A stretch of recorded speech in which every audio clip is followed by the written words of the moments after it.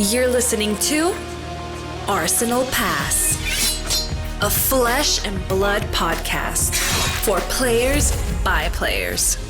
And all about strategy, leveling up, and the latest news in the world of Rathe. Welcome to Arsenal Pass. Hello everyone, welcome back to episode 252 of Arsenal Pass. Hayden here with Pankaj Bhojwani, as always, the Globetrotter himself, just returned from the world premiere in London. Of course, we are 1 week out now from, well, actually, first of all, we're one day as we record away from the release of Compendium of Rathe, the date that you can go into your stores and pick up your boxes, packs, cracks and packs, all those good things. I'm going to go pick up some boxes tomorrow. That's my plan, Pankaj. As this pod releases, nice. You've probably already got cards in your hand, so it's very exciting. And, of course, ProQuest season kicks off next week. Pankaj, first of all, how are you doing? How are you feeling after your trip across the Atlantic? Well, firstly, good luck in your antiquity pack pull. Oh, yeah. I don't know whether you caught it or some of our viewers caught it, but I did pull a Heart of Fyendal on stream this past weekend at the world premiere. We did give it away, but I had some pretty good pack opening luck on stream, I'd say, this past weekend. So did James White. James White opened an Eye of Ophidia to start the day off, and then at the end of the day, I opened a Heart of Fyendal, which is pretty cool. Sick. How am I feeling? Feeling good. A little tired, obviously. This was a very short trip to London. Literally the last time we spoke, in between the time we last spoke and now I went to London and back. That's basically how short this trip was. It was like 5 days. So a little bit tired from that, but London itself was awesome. It was really, really fun. And I can't wait to actually get into Sage Brewing and investigation myself. I think we'll get more into this in the main topic, of course, but just as like a teaser, if you will, I think the world premiere and the calling sort of ignited this feeling of really wanting to engage with Sage. Basically, I was going into it, and I mentioned this before, right?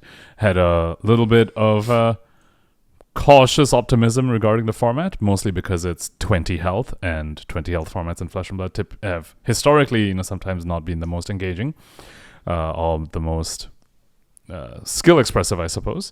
But I think after the weekend, after jamming some games myself, I'm really, really excited about this format. I think this past weekend showed there's a lot more depth and a lot more exploration left to do in the format, and I'm looking forward to it. I think tons. I don't want to call it early, right? Because, it's easy to be hyped up when there's so much unknown, and how quickly will that unknown become the known? Always very difficult to say. But for sure. I think this looks really, really good, and I think the power level looks pitched in a really good spot. There was a lot of concern around, does Compendium of Rathe actually do anything for this format, or is it just the fact that Chain is gone that's going to do it? And I think the answer is pretty resoundingly clearly yes. The Compendium of Rathe is doing something for this for Sage as a format. A lot of the equipment, I think, like we spoke about last week, we directly pointed at thinking the equipment was going to be probably the biggest factor in Compendium of Rathe, and I think jury's still out on if that is the case, but it's clearly having a significant impact as we'll talk through some of the top decks. And we're also in this pod going to talk about things that we think you should play for ProQuest next week, for the first week of ProQuest season Sage, what we're looking at playing as well for Sage ProQuest. But the other piece of it as well is there is a couple of cards in particular that had some impact over this past weekend, new cards as well, and also creating some not necessarily brand new archetypes, but new takes on heroes that maybe we haven't seen before being enabled by some of these cards. So yeah, overall really excited to get into Sage, Pankaj. I think I can get into my week in Flesh and Blood, I guess, on the back of that. I've been playing a lot of Sage this past week, as much as I possibly can. What I love about this format is it's quick. It reminds me of the old days of grinding out Blitz games where I would play 10, 20 games of Blitz in a single session, in the space of an hour and a half, 2 hours, easily. And trying to get back to that and play a lot of games and I'm just trying a lot of heroes, trying a lot of different iterations, messing around. I'd been messing around with just random stuff, and then once the deck lists were sort of available from the weekend, I've been playing more targeted things to learn about what I think are meta, which we'll talk about in this pod as well. So yeah, honestly, I'm super pumped to just be playing some Flesh and Blood over the next couple of weeks. Yeah, it's been a very fun format to engage in. Funnily enough, I mean, even, after day 2 of the calling, right? Like after we were done after the calling wrapped up and we were done casting for the day, I signed up for a side event and played the full 4 rounds of it. After I was done with those side events, I went back and tested with people. I played jammed some games into Michael Hamilton, then went back at the after party, jammed some games at Ethan at the after party. Like, Nice. that's how much I think this format is sort of exciting, not just me, but like a whole bunch of people. What heroes were you playing? I've been playing Icelander the whole entire weekend. Now, I will say, I will caveat my excitement for Sage. I did realize this while I was thinking on how I basically don't have a lot of motivation right now to touch CC at all. And I do wonder how much of it is just that I get to play Icelander again. Probably a lot of This it. was a bit of a theme throughout the calling weekend, to be honest, as well. Just seeing all these heroes of the past, like seeing Briar play again, seeing Olden play again. I was getting a lot of nostalgia as well, and also a Viscerai as well, right? There was a lot of like nostalgia going on, and I do wonder how much of my current excitement for the format is sort of just leaning in to that nostalgia.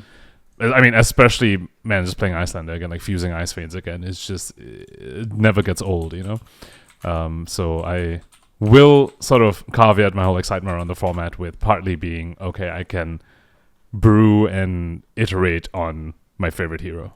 Yep. Nice. Well, should we get into the news? We've got a lot to talk about the news this week. We've got a great kind of cookout question we want to get to. And then, of course, main topic of the pod, we're going to talk more Sage. So, cool. On to the news. First, congrats to Paul Van Heysel for taking down the first ever Silver Age calling. That was the calling that just happened in London. If you haven't tuned into the coverage, definitely go check it out. We had some awesome games. I think that was the other thing about spectating the calling, I guess, is that so many of the games we caught on camera were absolute bangers, and it was just super fun. Also, there were so many new players, which was a really nice vibe as well. I definitely got the feel that Silver Age is bringing in the new players that, you know, there have definitely been efforts in the past to try and draw the new players in. We think about Crack Shuffle play, we think about Smash Palace and things like that. I think Sage is shaping up to be quite successful on that front as well, and we definitely saw that at a calling. It was like a massive calling, like 755 players, and people I was speaking to were telling me how they were getting paired into new players a whole bunch, like throughout the weekend, which is awesome. I want to congrats to Paul for taking it down on Briar. I just want to shout out to Paul because we saw Paul kind of burst onto the scene at Pro Tour London last year, so almost a year ago, with a top 8 there and a really nice run into that top 8. We got to cover a couple of his games, and then since then has just continued to put up results. Won the calling in Valencia on Gravy back in December as well. Now put another calling and a really big calling to his name.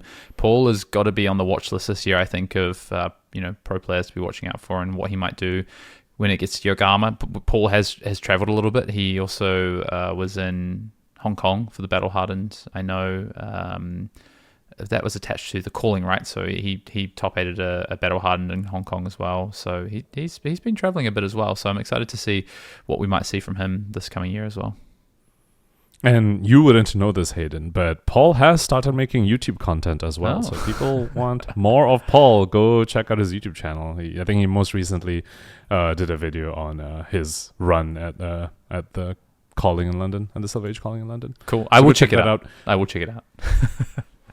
While we are talking about the calling this past weekend, I do want to shout out Scott Bynes for just doing an amazing job casting. This is my second time working with him, and I had an absolute blast. I think the guy is really, really good at what he does, and I'm excited that he's getting more and more opportunities to get on the mic for these events. Yeah, I will shout out to that guy, Pankaj Bhojwani as well. He's pretty good. I enjoyed listening to him on coverage. And that Samo Byrne fella, he's decent as well. No, I really enjoyed the coverage all weekend, tuning in from home and hearing you guys get excited. I think Sage is it's fast format, right? But sometimes the games slow down, and there was some really great insight that I think you guys were able to provide during some of those more complex games as well. So yeah, I really enjoyed it. Thank you. This weekend was honestly quite a nice blend of some of the more nitty-gritty flesh and blood analysis type stuff, while at the same time it being a world premiere and like release weekend, so it had that lightheartedness to it as well, which was just a great mix. Mm-hmm. More news. Battlegrounds are now a thing, which we announced on stream over the London calling stream, but even we didn't have too much information to divulge at the time. But now there's been an article out about it.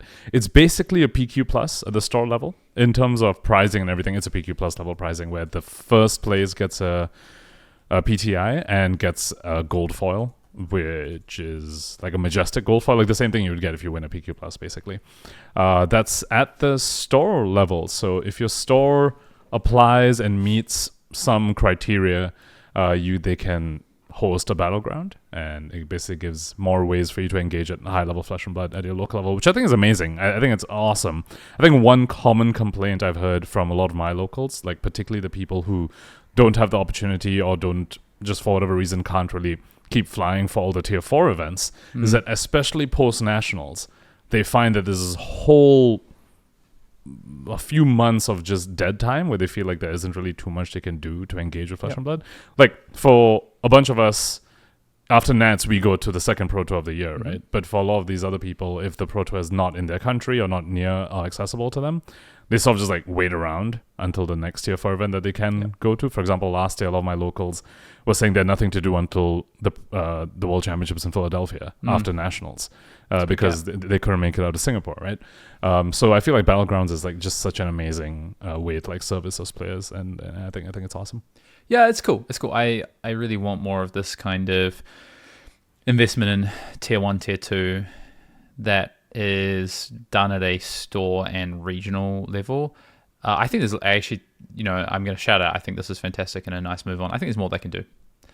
I think to your point, and you actually, thank you for setting me up for this, because I was going to say there's tier 1, tier 2 where players I think have big gaps where they don't get to play, or fine if you're off to the, like for us, it's the year is already pretty jam packed, I think, but that's for the 10% of players, right? 5% maybe even 1%, maybe even less, yeah, 100%. So I think for the 90%, 95% of players, I think there is an opportunity to have a structured regional event scene. I think there's some timing things around Battlegrounds that I'm interested to see how they utilize them, to your point, at the right times for regions. For instance, I think you can dictate to regions of, okay, you guys have callings around here, but you don't have callings or anything happening here. You should be running Battlegrounds between these 8 weeks, like almost like a regional OP sort of piece. What I'd love to see this get to in the years to come is this almost, to me, reminds me of like store champs, like a store champs kind of thing to a degree. I have no idea what store champs like is. You enlighten us. Store champs, like you become the champion of your local scene of the store. So your store might run a store championship day where you play 6 rounds of Swiss, top 8, and the winner is the store champion for the year. Whether that's, and other games have supported this in the past with like store champion sort of prizes and things like that. And the other thing as well is that I think that can lead into like regional championships as well. Of like, okay, if you top 4 a store championship, you get an invite to your regional championship, and there's a PTI, and it looks more like an old school kind of battle hardened sort of thing at that point. I think that would be very cool to help supplement those downtimes for players at a more regional and local level, I think. So not saying I expect that to be happening now, but I do think that is something they can look at in the future as OP continues to grow. And also those events are really profitable because, one, it drives traffic into stores, which is fantastic, but also it helps grow the regional scene and regional competitive scenes a lot more. So I think those are like kind of just win-win pieces. You just got to roll it out correctly.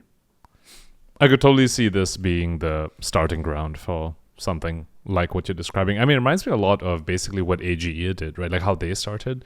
AGE started as, I think it was every month or every few months they would do in LA, right? The little local, championship thing. But then now it's expanding, and then they became, okay, as you win more of these, you accrue points, and at the end of the year, you have the championship thing, which you have to have qualified for, like the top 16 players who accrued enough points could compete in that. And now they're widening the horizons even further, and they're going to the East Coast.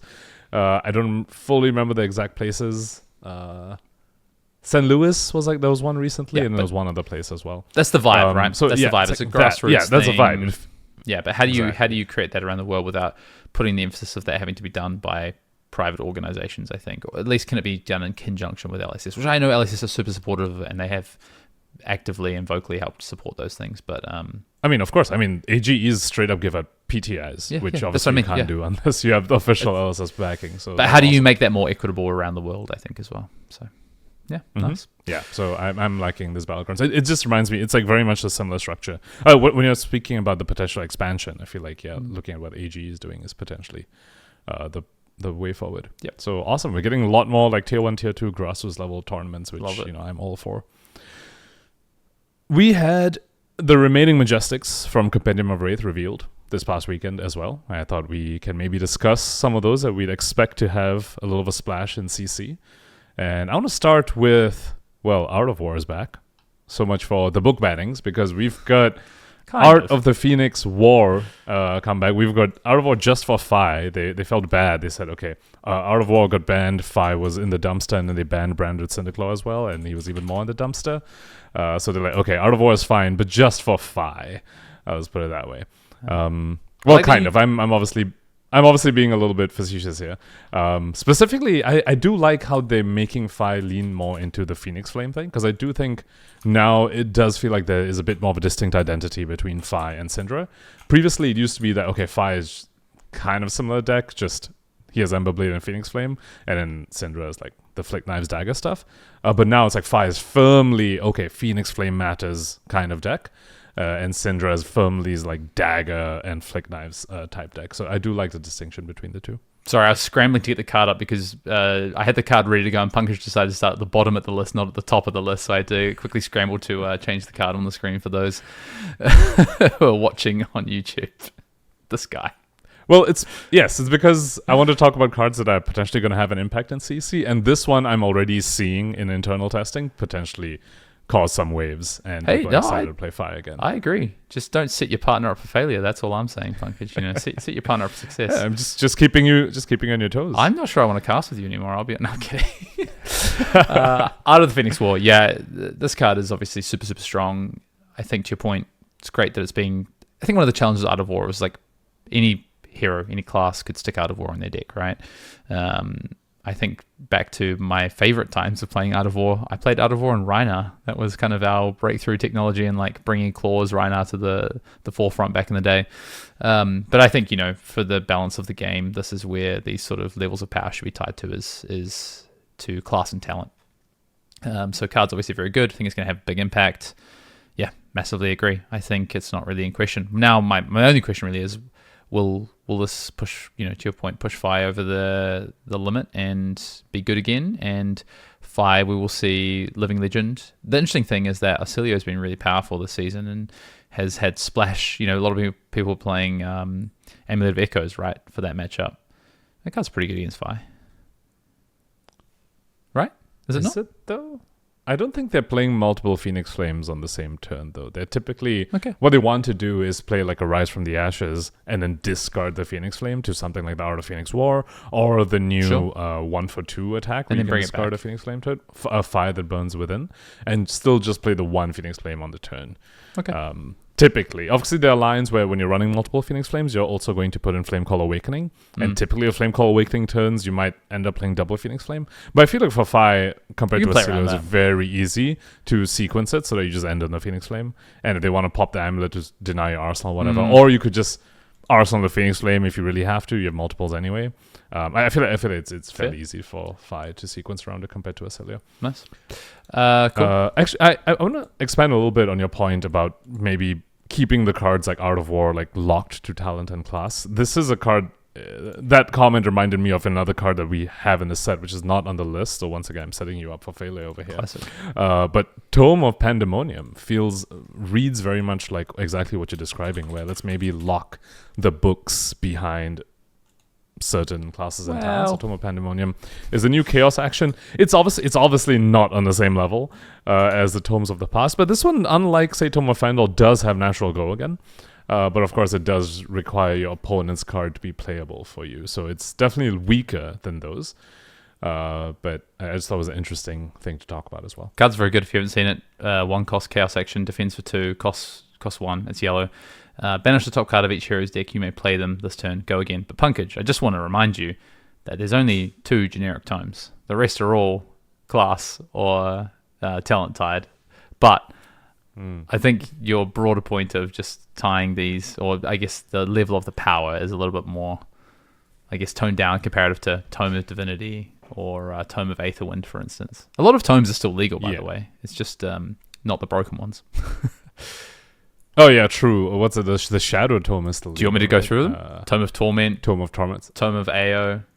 Is Tome of Firebrand Not still true. legal? I think it is, right? No, it isn't. It's not? Okay. Tome of Harvest is still legal. Tome of Duplicity is... Tome of Harvest is barely a tome. That one doesn't. It's give you called any card Tome of advantage. Harvest, Tome of Duplicity, Sure. Tome of the Arknight, Gorganian Tome of Tome. Duplicity is like one of the worst tomes ever. Hey, but it's not what I said. They're still legal, though. They're still a book. All right. Sure. Cool. Next one I want to talk about. This one, I think this hero was already good, and I think it looks really, really scary now. Oh, actually, Where are we before going? moving on from Okay. Phi. By the way, Phi is on the 1.5 times multiplier, Yes. so I do expect him to LL probably by next ProQuest season, because he does look to be pretty strong. I want to talk about Temporal Wobble. Nice. This is a new wizard instant that just came out. It's a 0 cost red wizard instant. It says negate target non-attack action card with cost less than the number of aura permanents you control with sigil in their name. Its controller gains 1 action point. Counterspell is here for the wizard class, particularly Acilio, because he's the only one that plays sigils and also leaves them around. For now, he's the only one that plays sigils. Yeah, for now he's the only one that plays sigils. This card is seems really, really strong. Unlike, say, Rewind, this doesn't put that card back in the hand. The first time I read this, I was like, wait, Rewind wasn't good. Why would this be good? Yeah. Well, Rewind put the card back in the hand, right? So Rewind was good against things that cost some other resource, like, say, like a Blood Rush Bellow, because they paid the additional cost to discard, or, say, the Kano's Wildfire, because they had to pop their Striders to send it at you. So Rewind was good in those situations. Temporal Wobble, though, is just good against any non-attack that's very impactful. Say the Gravy plays an ally. You can negate it to get an action point back, but the card is gone. Yep. And obviously, it's also good against the stuff I said, like the Blood Rush Bellows and like an Aether Wildfire. Mm-hmm. But it also costs 0, which is very, very different than costing 1 like Rewind. This card seems really, really scary, to be honest. Yeah, I still think this is kind of the level of a card I want, honestly. I think these cards should have some impact. They should have a hoop to jump through. They should have a drawback, doesn't block, and but they should have some power to them. What I would say, though, is, I agree with all the things you said. One thing I do want to note is that when it comes to negate, you still played the card. So, like, for instance, if you're a Viserai, for instance, it's still the hero ability will still see you've played the card. That was something that I think was coming up a bit, is like, how does negate work? Card is good. I'm excited to see whether it's too narrow or it's more of a sideboard sort of tech, or actually it has a lot of wide impact. And I think it'll depend on the format, to be honest. I think I expect it to have immediate impact, and I think it'll be very strong. I mean, I just think about, say, Acilio versus Marinette, right? Marinette is one of the harder matchups for Acilio. Yeah. And you can negate their Savor Bloodsheds, you can negate their Spinnerets, you can negate their Codex of Frailty. Like, you just have a sigil of conductivity on the board, right? Like, permanently, because you're Acilio. And then you can just, like, negate their stuff. Like, I will trade my 1 card for their Codex or for the Saber or for the, the massive overraid plays. Like, even... or with a Spinneret. Mm-hmm. Card is... I mean, this card is, to me, it reads strong enough that I want to see whether Sigil Verdance is a thing, basically. That'd be cool. Because she also has access to a Sigil which can stay in play. I forget what it's called, but there's an Earth Sigil, which has Arcane Shelter 1 similarly to Conductivity. Except when that one leaves, you make an embodiment of Earth. So if you can just keep that on and your opponent needs to be scared playing any sort of 0-cost non-attack, it's... pretty scary. Yeah. Last card I want to talk Sanctuary? about. Is that the one you're talking about? Yeah, Sanctuary. Yes, that's one. Last one I want to talk about is strong card for a class that's not super strong, but maybe this card does something for it. Blunton, which is a warrior block. It is a yellow warrior block card. It blocks for 2, but it says when it defends a weapon attack, the attacking... I'm going to pull up the exact... When this defends a weapon attack, the attacking hero discards a card. It's a warrior block. Blocks 2, it's yellow. Yeah. Card seems pretty strong. I think the Warriors are struggling with the Marinette matchup, and I think this could help improve it quite a bit. Yellow means it fits very well into Kasai, like automatically, which I think is probably the first place you can play with this card. And honestly, it just seems like a very strong sideboard card for any sort of deck that's likely to swing a weapon at you. So again, Warriors getting very good hate for other Warriors, which is kind of sad.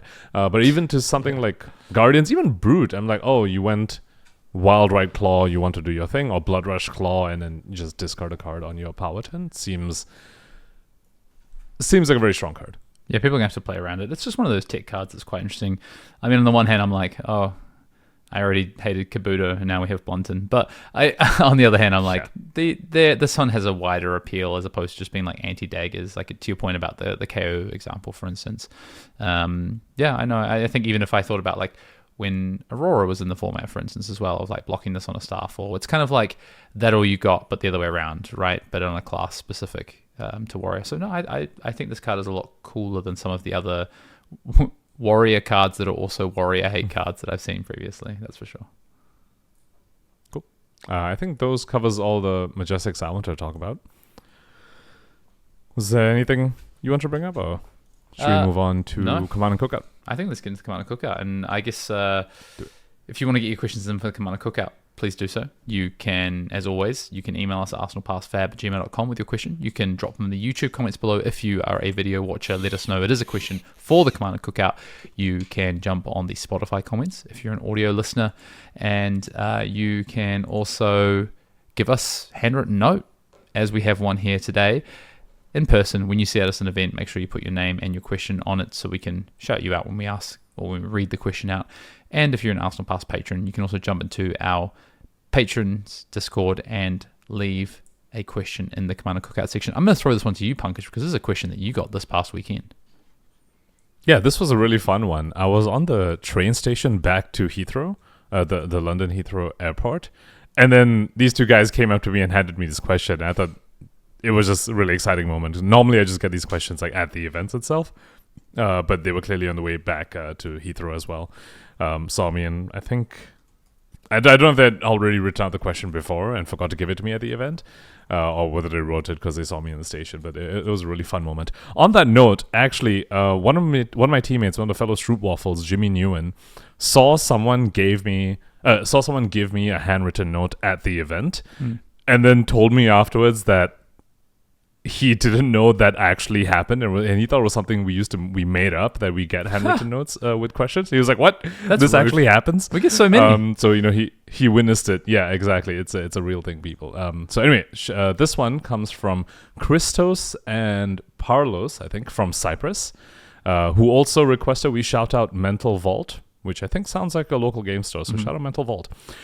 Question is, if any of you were asked to join LSS's team as full-time employees, would you be down leaving the competitive scene as players? Thoughts, Hayden?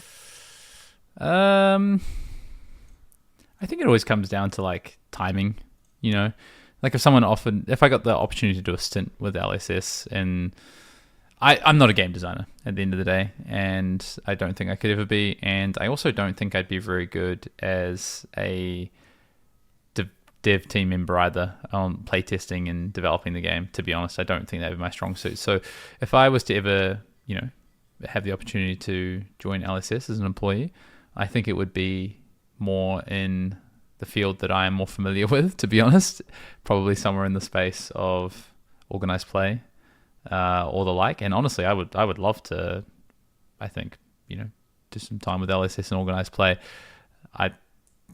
I don't think I would necessarily. I don't think I would turn it down just because I would have to leave the competitive scene for a bit. I think this game has got so much longevity. I think if I had to step back from the game, playing the game for 2 years, to be involved in the game in some other way, I'd always be open to that, to be honest. Whether that lines up with other life things, probably not, but that's okay. It's always nice to think about how you could be involved in something you love in a different capacity. So that'd probably be my answer. It's a great question. It's very interesting.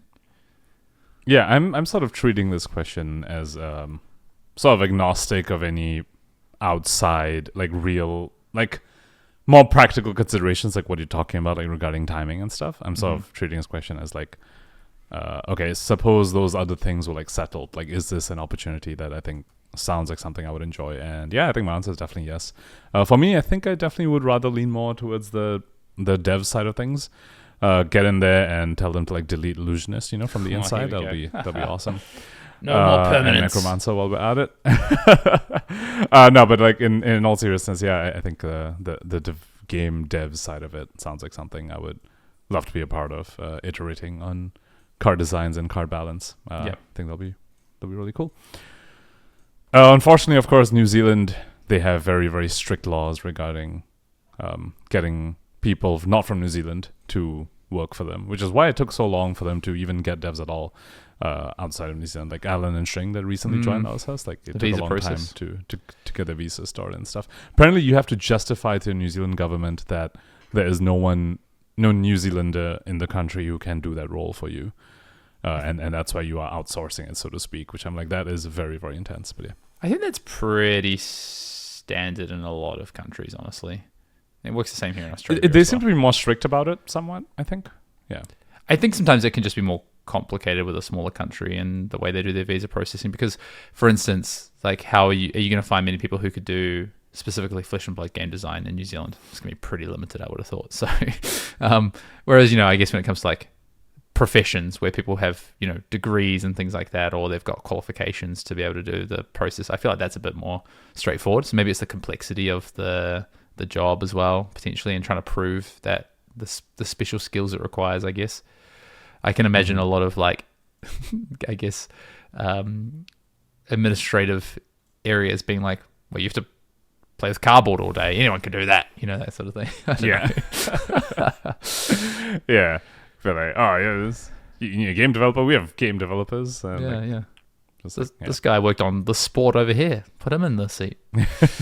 Anyway, great question. If you want to get your questions in for the Commander Cookout, please do so. I mean, you got a couple of questions over the weekend. I've had a couple of questions recently as well. So we do have a couple of questions on our sort of docket, so to speak, for the next couple of weeks. But we're always like moving questions around, and especially if there's some more relevant, timely questions that people want to get in, please do so. We always love getting your questions. So I really encourage you to get some questions in if you are a listener to our pod. Maybe you've never asked a question before and you want to ask a question for the first time, then I really encourage you to do so, because we love hearing from our Arsenal Pass audience. Pankaj, with that said, should we get onto the main topic of the pod and talk all things Silver Age? We're going to do a bit of a reaction to the London calling from Sage, and then we're also going to talk about just how the metagame has started to develop over this past weekend with our first event. Of course, we have a calling this coming weekend, and then we have ProQuest kicking off next weekend with Silver Age. So the format's going to start to develop pretty quickly. We're going to give our views on how that's going to develop,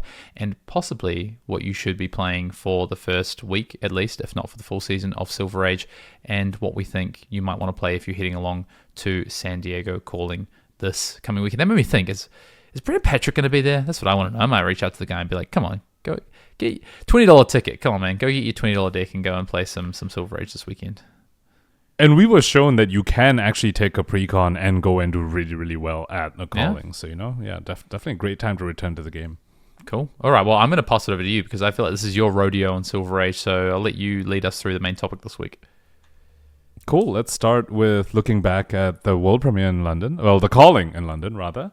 Let's start with the metagame. We had Briar, which is the most represented, which was something that I think a lot of people were expecting. There were 142 Briars out of the 755 players. About 20%, or slightly under 20% of the room was Briar, and Briar did end up taking it down as well. After that, the next couple of heroes, which is less than half of the Briar representation, we had Bravo, Flattering Showman, and then we had Fi. I have thoughts on Fi. Fi also, incidentally, was the pre-con that Florin was using, that he did really well on. Then after that, we have Ira and Oldham, which I was a bit surprised by. I thought, given the first few months of Silver Age, the sneak peek season of Silver Age, I thought Ira and Oldham were quite popular. It was Ira, Oldham, Briar, and Chain, to me, were what was defining the sort of sneak peek season of Silver Age. To see Ira and Oldham pretty far down compared to Briar was surprising to me. And then after we start to see a whole bunch of other heroes. We have the Enigma, a couple of Brutes. The Brutes were quite favored by some of the notorious players in the game, like Michael Hamilton and Brody Spurlock were both on Rhino, which is interesting. 2 KOs did make it to top 8 as well. So Brutes definitely have something to say as well. Then there's Kano, which Jacob Clemens took down the showdown that weekend on Kano. And then we have our first Warrior at 23 copies, Dorinthia, which I think was almost entirely Decimated Great Axe, and there were 3 Decimated Great Axes in the top 8 as well. So that's perhaps some of the higher level overview of Sage, where like the Brutes are doing well. DJA was a little bit of a breakout, I would say. By the way, DGA stands for Decimator Great Axe, for people who don't know. Bit of a breakout. Brian ended up taking it down, which was maybe a little bit expected. And then Fatigue Guardian is absolutely still a thing. So definitely seems quite diverse. That's a high-level overview, at least, from this past weekend. Do you have anything you want to add to that? Yeah, I think we can talk about some of the matchup spreads and things as well, and as we kind of get into it, I guess, in terms of like what's good against what and why, especially because it might not seem super intuitive in terms of what is actually good against what and why. I guess if I'm just looking at the metagame and what I expected this weekend, I think going back to our conversation last week, we expected, a good chunk. We kind of said we think Briar's probably best deck in format heading into the weekend. We spoke about, Ultim being a thing. We spoke about the Wizards a little bit. We also spoke about Phi, definitely as well, which had a decent weekend. But we did speak about some of the other Rune Blades. I know you touched on Viserai. Viserai did not show up at all in the weekend. So I think, given where Briar's at, that kind of makes sense to me. I think Enigma is a really interesting one for me. And I think there's still some things to work out about whether that hero is actually, how good that hero might be in this format. I was really excited to see the amount of Reiner. Obviously, that's what I had spoken about last week, and it's where I'd started with Silver Age, and I thought it was good. I know they were all basically meat Axe decks, which I think makes sense. I do think from playing games, I also think Romping Club is a thing. I think the Romping Club version is better into some of the more mid-rangey and aggro decks, but not as good into like the kind of burst damage you want to do against the bigger decks. Like Ultim and DGA decks and that sort of thing. But yeah, I don't think there was any particular surprises to me. I mean, maybe the lack of assassins. I thought one of the assassins might do well, and there was kind of like no assassin really. Yeah, I can't think of... I guess the only assassin I can think of that maybe you could find something is Solitary Confinement. Because, I don't know, Marinette feels quite tough without the... So at least without the hat, I do feel like a big reason why Marinette's good in CC is because the mask gives you a lot of control. It gives you a one-turn very strong power spike. Whereas these other heroes, even though it's Silver Age and it's lower level format, I do feel like they still have their own versions of power plays, right? So if I think of the Brutes, for example, the Beaten Tracker's turn, alongside the turn where they pop their chest, is a bit of a power play. The Ninjas have the on-demand Tiger, which can sometimes be what lets them sort of push more damage than they normally should be able to do on a turn cycle, particularly if they're able to set it up such that they blocked out a little bit, and then the Tiger is what gives them the Rupture, for example. We saw Phi do that quite a bit this past weekend, where because of the extra chain link and the 2 damage, now their Lava Burst comes online. And then obviously there's all the 1 resource chess pieces that a lot of the decks have, which they can convert to something quite impressive. Like Briar can suddenly be like, hey, chest resource, now I have an extra 3 damage on this turn. And I'm not entirely sure whether the assassins have that. Yeah. So that's kind of why I'm like, Marinette probably not so much. Solitary Confinement is the one I can think that maybe could figure out something to do with that, to have the sort of like one little pivot turn. And Nu's big problem is that she just doesn't have an outlet for Chi in a matchup where you can't play their blues. That's been my biggest gripe with trying to explore Nu in the format. It's like she doesn't have the disruption to beat anything aggressive, and she just straight up doesn't have a hero ability. So that's my thing on the assassins. Before getting maybe deeper into like specific classes and heroes and matchups, do you want to talk a little bit about the diversity? So I mean, we touched about the different representation of classes, but when I talk about diversity, I'm talking about the range of game lengths, which I think to me was a bit of a standout, a little bit of a surprising factor. Again, this leads back to the initial concern I had about the format, where 20 health format, I'm expecting most games to just be 3 turns and not a lot of skill expression.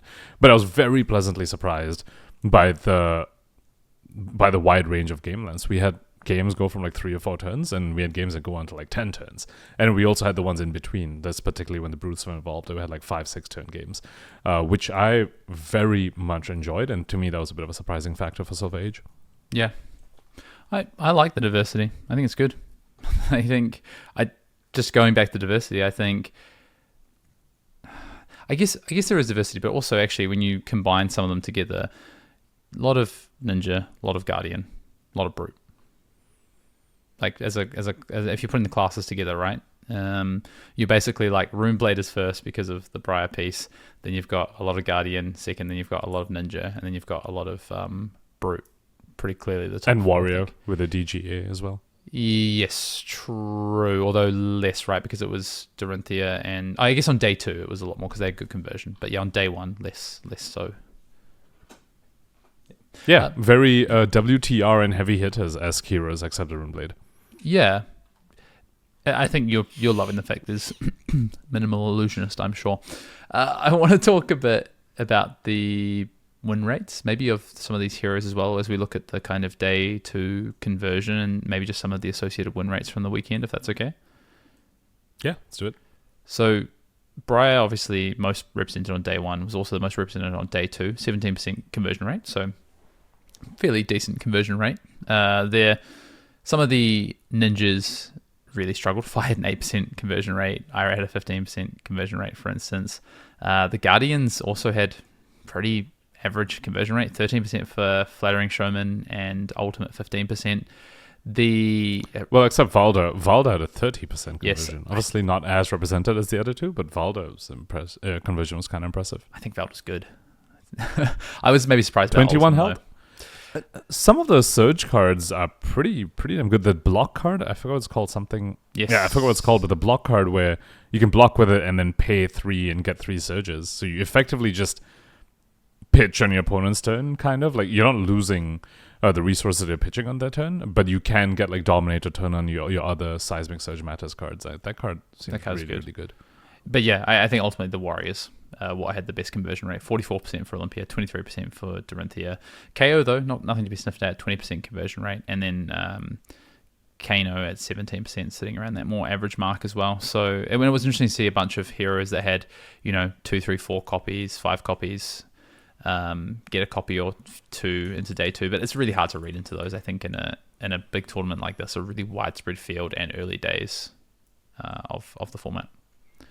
I do think that should be stressed as well. Like, while we're going to dive deep and talk about trends and potential and like our learnings from this past weekend on the coverage side of things, it is, I think, important to take this with a bit of a grain of salt, since, as you pointed out, it is so early days and this calling was massive with a whole bunch of new players as well, right? So there is I think what it showed me more than anything else was that there's a lot more to discover with the format, and that basically not many things are solved is what the weekend showed. Yeah. And so we can talk about potential avenues of exploration that we want to go through and probably not really frame it as this is looking to be like exactly the place to be. Of course, there's some things we can conclude, like some things that were clear, like for example, Briar is very strong. We can have certain premises, but there's still a lot more investigation to do. Yeah, I wouldn't mind just taking a look at the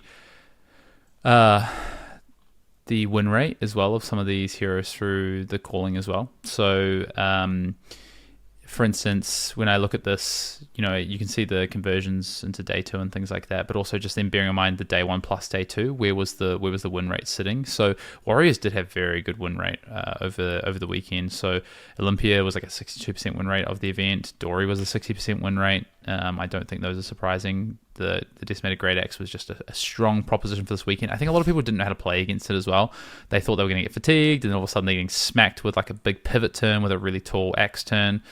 And then, even like Bolton had like small matches, but had like a 56% win rate. Same with Fang, 59% win rate with 40 matches. So, well, those are all DJA. I mean, they're all kind of the same deck, right? Yeah, just different outputs. So I think that's what, outside of that, Valda, 60% win rate, KO 55 we spoke about. But when you look at the day 1 plus day 2, Kano also had a 55% win rate as well. So think Briar had a 53% win rate, all things said and done. So yes, it was the most played. Yes, it converted fairly well, but it's beatable. And yes, Paul obviously won with it, had a really nice list, I think, and did really well.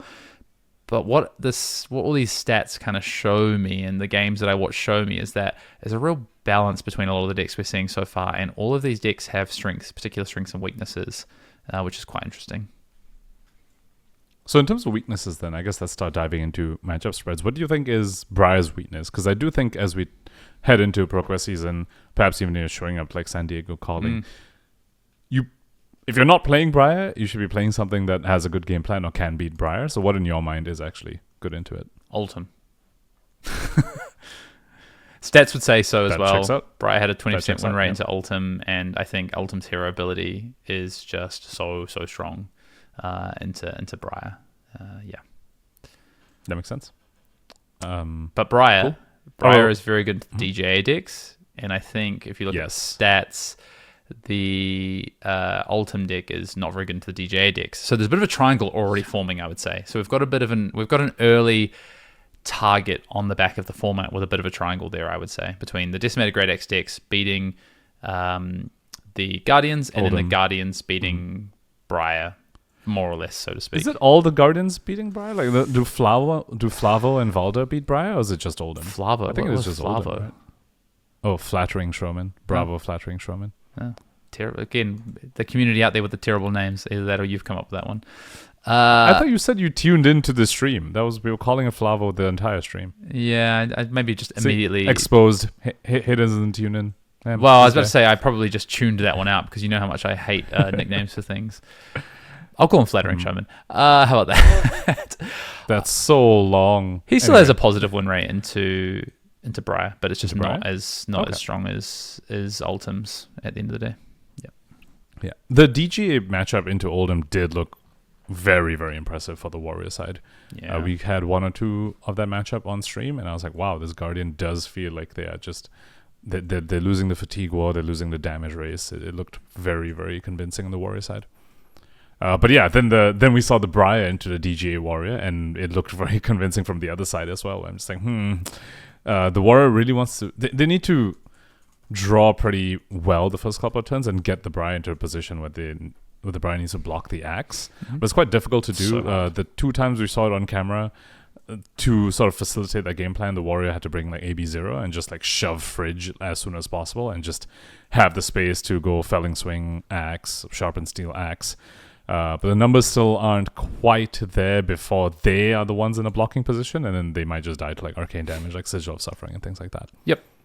Yeah, massively agree. I think that matchup is... I've played it a bit, and I would say die roll is important. Actually, what does the die roll say? I'm on Fab Blazing. Shout out to the team at Fab Blazing. What was I looking at when I looked at that matchup between... What matchup was that? I've just lost my place. DJ Briar versus DGA.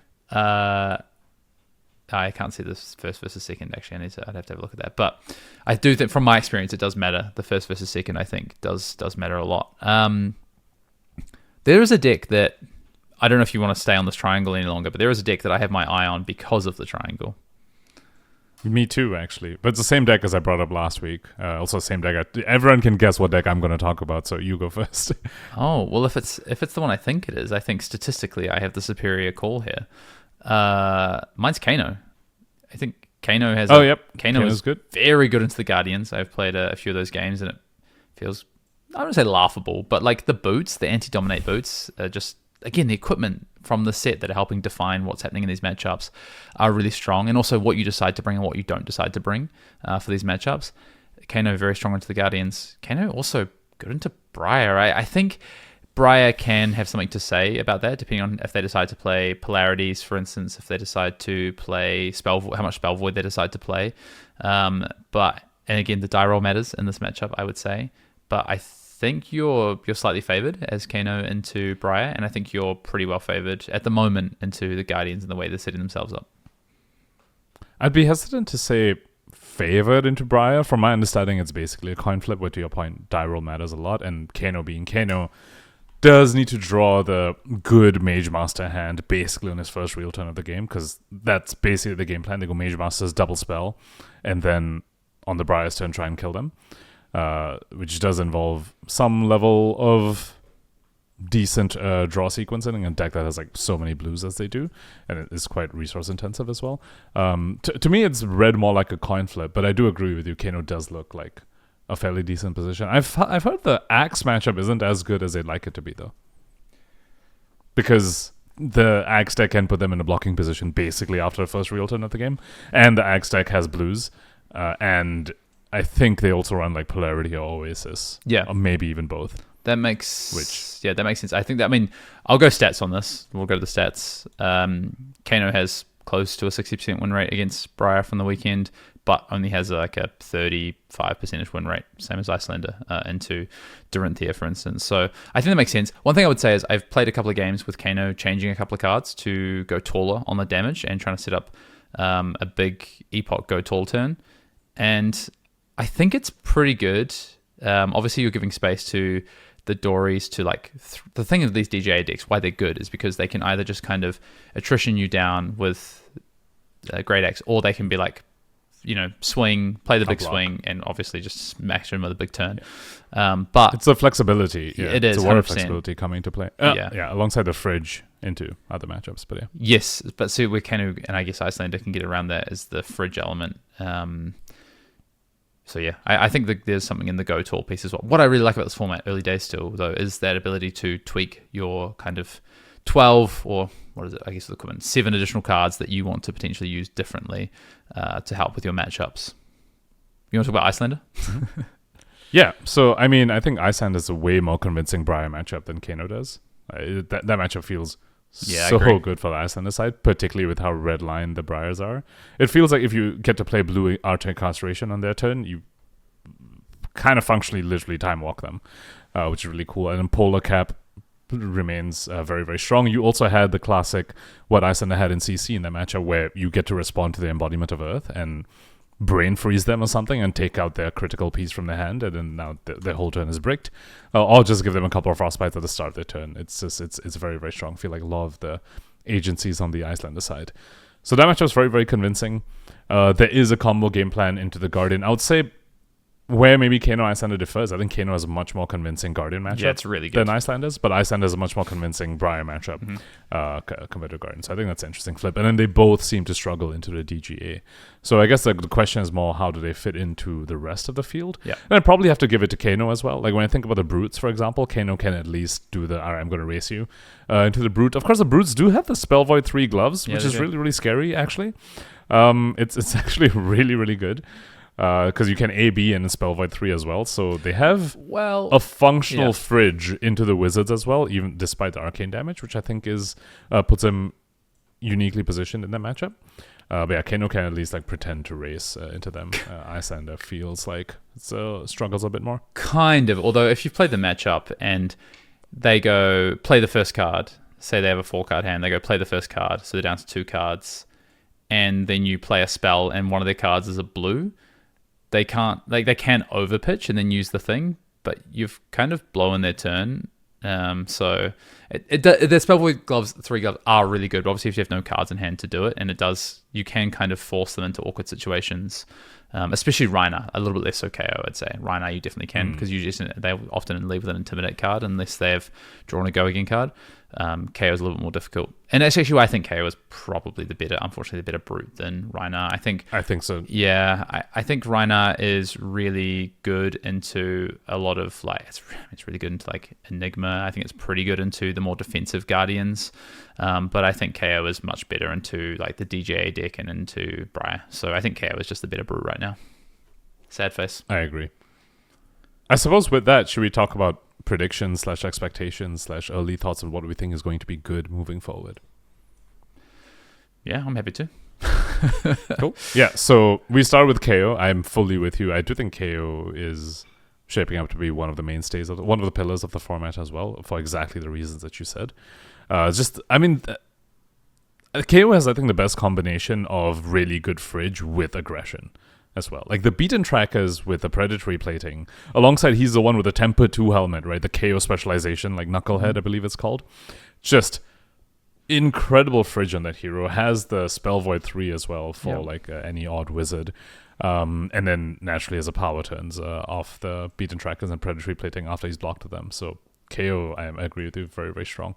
The other one to me is actually Fi. Which I know had a somehow terrible conversion this past weekend. But speaking to players afterwards, and also, by the way, in this, I feel like I have to shout out Florian Christian Login for actually taking a precon and going X4 at the calling.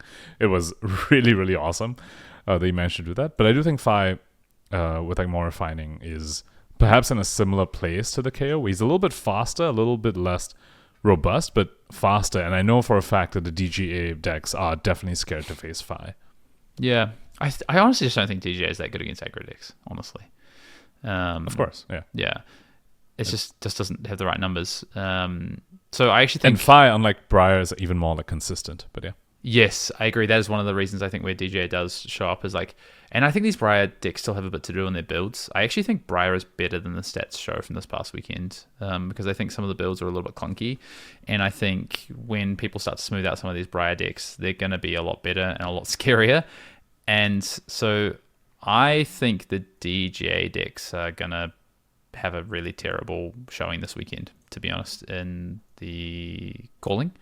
San Diego. Yep. Yeah. And if they translate into people playing them in week 1, I don't think they're going to do that well. And I think instead what is going to do well is, I think it's going to be Briar. I think it's going to be, I think Fi, but who wins between Fi and Briar? And Briar slightly. It's not Embodiments of Earth. Slam Dunk, obviously play the game. Arcane, Sigil of Suffering, Lightning Press. I mean, as we speak about power plays, I suppose we shouldn't speak over Briar. We sort of assume that yes, Briar is going to do well. Yes, speaking of predictions, Briar will continue to do well because as we talk about power plays and stuff, I think Briar has possibly the strongest power play in the format currently, which is just Lightning Press. Yep. In a format where D-reacts are very difficult to come by, getting plays like Snatch Lightning Press and Burn Up Shock Lightning Press is just so incredibly strong. And also, Briar is the one with the D-react, so like Sigils of Suffering is very, very strong as well. There's a whole bunch of 0-for-5s and getting to interact and reaction speed when other decks don't. She still has all those. For those reasons, I think she's slightly ahead in the Fi Briar matchup, but it's an aggro race in the end, right? It really comes down to a texture of the first couple of hands. Yeah, I agree. I actually think this format is going to shape out in the first few weeks as not a triangle at all, even though we've just kind of identified a bit of a starting triangle. And it's actually going to look more like what the Classic Constructor format has looked over the Road to National season, which is a couple of very strong decks and then decks that play into specific wedges of that format. So I do think Briar is the strongest deck in the format, but I think there is a very, very, very clear two predators in Oldhim and Icelander. And I think Oldhim in particular is very viable. I think the problem is then those decks are poor into the DGA decks. And then I actually think KO comes into it next. That's the other one that I think is interesting, and which I think brings Kano into the fold. So I think those are kind of the heroes that I think are at the top at the moment and will kind of be playing off against each other to try and beat Briar. I think to me that's why I find Fi and KO very, very compelling. I think they sit in the same spot, where they're both slightly behind in the race against Briar, but they have much better matchups into anything that's trying to prey on Briar. Like, Fi and KO can both play into Oldhim and Icelander, for example, whereas Briar struggles quite a bit in those matchups. So I think KO and Fi, to me, read like the stable picks, if you will. Like the picks where you don't really want to get just turbo hosed by Gem, for example. You play Briar, and then you queue into like the few Icelanders that showed up, and you queue into an Oldhim, and it feels like your run's done. Whereas Fi and KO, you can play into a bunch of Briars, and you'll still win like half those games. Yeah. So they feel like nice stable picks where you have a decently flat matchup spread, and you are playing a strong deck as well. I think KO is. I think I'm giving that edge to KO because I think KO has a better Guardian matchup at this point in time. Whether that stays true, I think KO has a slightly better Guardian matchup. Yes. So when I went on this spiel about Fi and KO, I was talking specifically against Oldhim, where I think both of them are fine. But yes, if you're talking about the other Guardians like Bravo and Valda, then yes, KO is definitely better. Fi actually struggles in those matchups straight up. Yes. Fi is, you send a crush attack at him and he cries, right? It's not good for Fi. Yeah, KO is good into those. Yeah. Yeah. Okay. So where does that leave your thinking then for this coming weekend or for next weekend, first weekend of Sage, of what decks do you think people should play, or what are you looking at? So I'll be looking at Icelander. That's just because I'm obviously super biased, and that's why I'm excited to play the game. I've been having so much fun just getting to play Icelander again, win or lose. I've just been really enjoying just getting to play the Ice Wizard again. But if I were to sort of offer like advice or something, or suggest what people play, I think KO just seems so compelling after all our conversation. I mean, also 2 copies in the top 8 this past weekend. It's not like, to be ignored. has the fridge, has the strong plays, just has solid game plans to do everything you might face, whether it's DGA, whether it's a Guardian, whether it's an aggro deck, whether it's Icelander. So I think that's pretty solid. I do have a spicy pick, though. This one does need more investigation for sure, but we saw a bit of it over the calling stream. And I feel like the theory is there for it to make it compelling. All right. It's actually Vincent. Because I do think Vincent has the tools to beat aggro and to beat anything that's trying to fatigue it, right? Shadow Hero, you naturally have an extra hand in the banner zone. Your hero naturally can play for setup. And then has the strong plays into aggro, right? Where she also has access to a defense reaction. She has access to reduced rune chant on top of Sigil of Suffering, which is really strong. Has the fridge as usual, and then has the play pattern of block 3 cards, send 1, a super overrate card, right? So Vincent to me is something potentially worth investigating. That's like the spicy pick. I think the good base default pick is KO. And then of course that is probably just the best second format Brian. Yeah. Interesting. I don't know if I have as spicy a pick as you do. I do have Lyeth has some really good cards at common and rare that I am interested in. I did see a Lyeth list from the weekend. I know there was I think 5, and one of them made day 2. So I don't know, maybe I'm just coping a bit because I want to play Lyeth at some point in my life. I think that hero is really cool. I guess that's maybe my spicy pick of somewhere I might look if I'm looking more realistic for this weekend. I think for me it's Briar, KO, or Kano. I don't think I'd play a Guardian this weekend unless you can fix the DJA piece, because I think a lot of Great X is going to show up. Decimated Great X is going to show up this weekend. But for once we get to ProQuest season, I think I get more interested in Ultimate Volder, personally. I'm with you. I think DGA will show up this weekend, but I'm with you. I think as the season goes on, DGA's stock will go down because, the aggro piece does feel pretty bad for them. It's like they are exactly the place that we usually talk about where you don't want to be, where we've established top deck is Briar, and then there's a Predator to top deck, and they are the Predator to the Predator of the top deck, which is like they beat the Guardians that are trying to beat the Briars, and I'm not sure if that's a good place to be. Yeah, I agree. Of course, I mean, they are strong. Like, there's strength in the deck. There is some strength of being like, okay, for my first time of the game, here's an axe for 10. Suddenly you're at half life, and soon you're going to need to be scared when my attack reacts like going up at the top, or I send an axe for 7 at some point, and you're already sweating at that point. There's like strength there, but I don't know, it's not on the same level as like just Lightning Press, honestly. Yep, I agree. The last one I'll shout out is just on like the Kano piece. Again, I don't know if it'd be this weekend thing unless you can work out the DGA matchup, the Warrior DGA matchup. But I actually, from like a game or two I have played with kind of going taller, I recommend looking into it if you're a Kano player and you are interested. I think you can do that. It's just whether you have enough slots to also keep your matchup, other rest of your matchups through. But hey, if you can work that matchup out, then you're at least slightly favored into Briar from what stats are telling us at the moment, and the Guardian matchup is very good for you. So I think you're in a pretty good starting spot. Cool. I think Kano was a good pick as well. I mean, it won the showdown. Yeah, true. And it was a mirror match final, right? Oh, it was a mirror finals too. Arthur Trey, Jacob Clements as well. And when players of that caliber are on Kano, it's like, definitely something to look at. 100%. Cool. Any last things you want to say on Silver Age? Are you playing... You're not going to San Diego this weekend, are you? Nope. First week of ProQuest? I'll be tuned in though. I'll be definitely. definitely glued to the screen, having on the back. Yes, I will be playing first week of ProQuest. I haven't signed up for any yet, but I do plan to. I need to look at where mine are. What about you? Yeah, I need to. I obviously. Wait, you're casting a calling soon, right? Or is that next month? March, another 4 or 5 weeks away.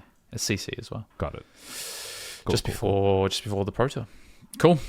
Very right. nice. Well, that is going to do it for episode 252 of Arsenal Pass. Thank you to all Arsenal Pass patrons. Good luck if you're heading to San Diego this weekend. Enjoy your Sage testing and playing. And if you've got some questions for Sage, maybe in the comments you want to drop in, let us know what those are and we can address them next week, because I think we'll be talking more Sage in the lead up to ProQuest kicking off. With that said, until next week, we'll see you in the next episode.